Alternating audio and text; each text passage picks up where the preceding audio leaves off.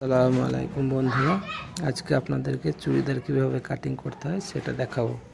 তো আমার চুড়িদারের লেন্থ আছে 41 ইঞ্চি রেডি হবে, ঠিক আছে। তো আমি এখানে 42.5 ইঞ্চি নিয়ে নিয়েছি, তো 1.5 ইঞ্চি প্লাস নিয়েছি মার্কিংয়ের জন্য। শোল্ডার হবে আমার 15 ইঞ্চি, তো এখানে আমি 7.5 নিয়ে নিয়েছি।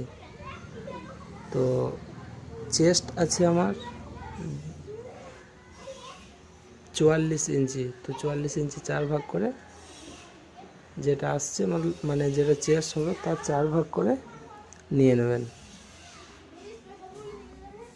তো হিপ চেস্টের হিসাবে হিপটাও দিয়ে দিতে হবে, ঠিক আছে। তো 4 ভাগ করে হিপ আপনি চেস্টের থেকে একটু বাড়িয়ে দিতে পারেন।